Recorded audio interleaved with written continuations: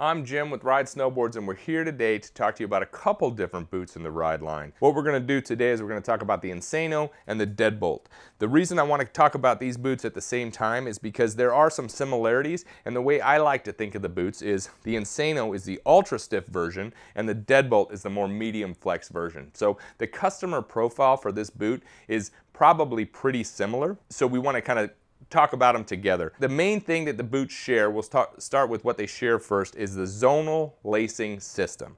Okay, so what we mean by zonal lacing system, each of these boots has two boas, one in the front and one on the side. The front boa on the front of the top of your tongue is going to tighten the top portion of the boot, and the side boa is going to tighten the bottom portion of the boot. What that allows you to do is you can adjust the boot so that it fits the bottom portion of your foot, your forefoot, perfectly, and your ankle and or lower portion of your leg perfectly. We have another system of lacing called the tongue-tied system, which we're covering in a different video, and that has a slightly different lacing system. The advantage of the zonal system is it allows you independent tightness on the top of the boot over the front of the boot. This is really important for people that have a wider forefoot and a narrower calf, or a wider calf and a narrower forefoot. It's really a preference thing, and you got to get out there and kind of try on a bunch of different boots to figure out which one you're looking for. But if you've had this issue in the past, which you do have with a lot of our competitor boots, and if you've been using a single boa boot, people will complain that it doesn't get tight enough over the front of their boot without being too tight over the top.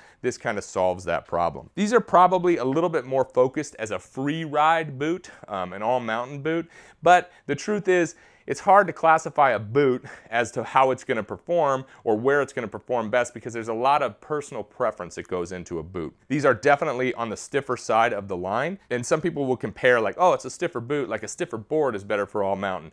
It's kind of, there's a lot more preference when you get into that. I guess generally it's safe to say that a stiffer boot is probably going to be a more high performance all mountain boot versus a softer boot being a little bit more freestyle. That's where the similarities of the boot kind of come together. I guess there's a couple other things we can talk about. Both boots do have a Michelin sole. That Michelin sole, we've licensed the Michelin rubber that they're using in their snow tires, so you get a really good grip, and you're not going to be slipping around when you're hiking through the parking lot or hiking along a ridge line or doing some backcountry stuff. It's also ultra durable. If you're out riding a snowmobile, sometimes you'll see the boots get torn up. This Michelin rubber is really durable, really sticky, so it's a really good thing to have if you're spending time out in the mountains. The other thing that both of the boots have is the full Intuition liner. So this Intuition liner allows you to custom fit the boot. So you can heat mold that boot to your foot. Now, a lot of people will tell you, oh, our boots are heat moldable too, but they're not really heat moldable. What those boots do, if it doesn't have Intuition, it's not 100% heat moldable. And if someone tells you, oh, this one's heat moldable, but it doesn't have Intuition, what they're telling you is the boot will break in.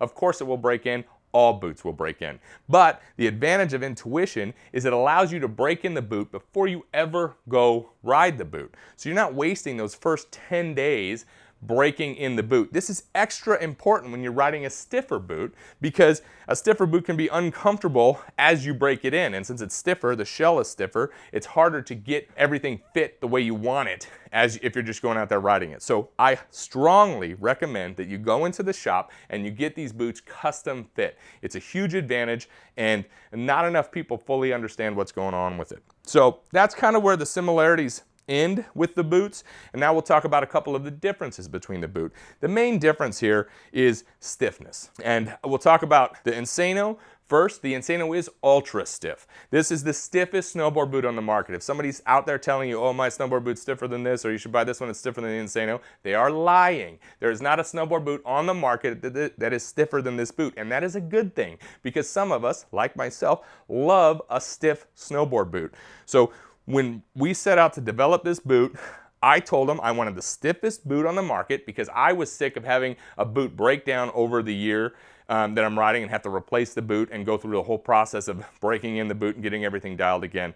So this boot is designed to be ultra stiff and ultra durable. So the difference between this and some other stiffer boots on the market is the Insano fits pretty good out of the box, and once you heat mold it, it feels like a custom boot. It's really hard to get a boot that is that stiff and also comfortable. So you definitely want to check out the Insano if you like a stiff boot. The Deadbolt is kind of a similar feature set, but it's made to be a softer flexing version of the Insano. If you want that zonal fit and you want that high performance feel, but you don't want an ultra stiff boot because your preference is more of a mid stiff flexing boot, then you definitely want to check out the Deadbolt. So how do we achieve that additional stiffness in the Insano versus the Deadbolt? The main way that we're doing that is with our slime tongue, which is a urethane tongue. This tongue is pretty thick, and it's going to make the boot more durable. As you're flexing into that boot, the urethane is going to rebound and kind of push you back into the heel of the boot.